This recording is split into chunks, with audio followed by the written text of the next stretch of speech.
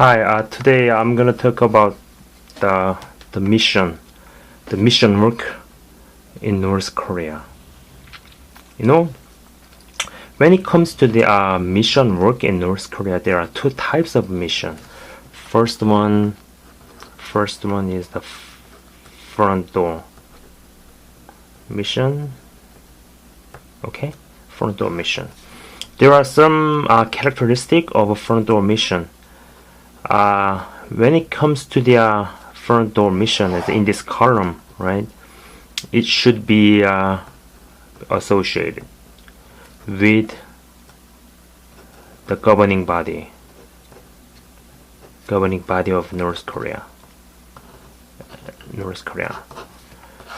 You know, this means the governing body of North Korea set up all the place and then destination. That means travelers never can pick the place and destination. Okay, so you know what? So that means that they appointed already the place and destinations, and then all the sightseeing places, right? That means, but you know what? Just in the course of their destinations, they are destined to visit some places where two previous dictators, Kim Jong-il and Kim Il-sung, they go to that place and then go to the mummified dead bodies and they bow. Most of travelers bow to their dead bodies. This is really true. So when they were invited to that place, the many North Korean governing body and soldiers around them create the environment, some sort of forcible environment which make the travelers uncomfortable. So they, no matter what they are thinking, they bow to the dead bodies. And then it has been reported that some of the pastors in South Korea were involved with a sexual depravity or adultery, which means when they stayed at hotel, I mean travelers stayed at hotel. It's just one real confession. Just one woman kept on knocking the door at 3 a.m. 2 a.m. So one pastor heard the knocking and opened the door, and all of a sudden she jumped into that pastor, and then the pastor held her to his chest.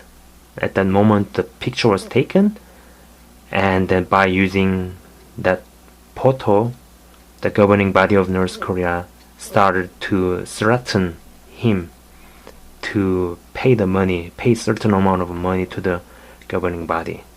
This is a really old one. Just I picked up one of the many examples with which governing body of North Korea are threatening people. And this side of column,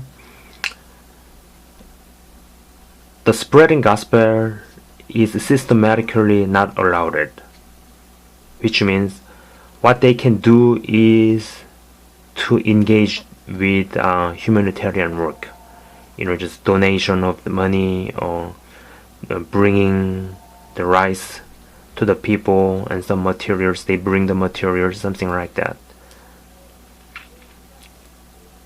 And then there's many pastors who likes to be recognized. They join in this column. Yeah, gain the reputation and then very recognizable to public. But in this side, in this column, there are so many false pastors and those who are involved with mission work in North Korea. Okay, here are some examples. This is a real example that had happened in North Korean missions. First one is one of the examples who did the forced work. I mean, collected offerings and proclaimed the construction of bread production farm But when checking out, there's no on the construction site in China. There's nothing. Even if he proclaimed, I'm gonna build up the company or build up the firm, something like that, but just when checked out the place he promised in China, there's nothing. He just took the money and ran away. And second case is the top leader of the one Korean mission organizations, by showing a very graphic picture of children in North Korea. It's almost dying to death or something like that, right? And collected money from church and many places and squandered the money in Macau, telling a lie that just that he gave the money to those who are involved with this work in North Korea. But just, do you think the North Korea issued a receipt or something like that? No, nothing. He just squandered the money which was collected from the church and many individuals. There are so many false pastors and false Christians who are taking advantage of front door mission side, right? And you know what? Just I almost forgot to say that. You know, I mentioned the governing body of North Korea set up the place and destination, and then any travelers are not permitted to visit out of this schedule, right? And you know what? This by visiting the schedules, there are church, and one is named Bongsu, and second one is Chilgok. Yeah, and you know, this is the first church. Everybody can define, everybody can know it, right?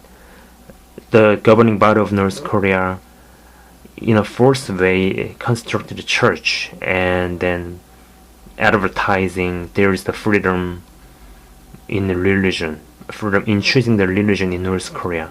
But this is not church, but it is reportedly said that there are Christians who is involved with the church work, because you know, the word of God is the penetrating sword, right? There's a double-edged sword which penetrate our soul and marrow and spirit, right? So even if some people are chosen to show that the North Korea has the freedom in choosing the religion, but some of them became Christian by dealing with the Word of God. And then, you know, this side, the humanitarian work is the 100% they can do, right? But unfortunately, there are so many false Christians and false pastors who take advantage of this side, right? And the other side is the backdoor mission. The trustworthy Christians are involved with this side, this column, and they taking risk in spreading gospel, such, for example, smuggling of Bible, and then send a big balloon contains a leaflet or booklet, and then this side is not recognizable. And if someone is jumping into this side, this column, they give up some kind of intention of being recognizable among people and gaining some kind of reputation, something like that.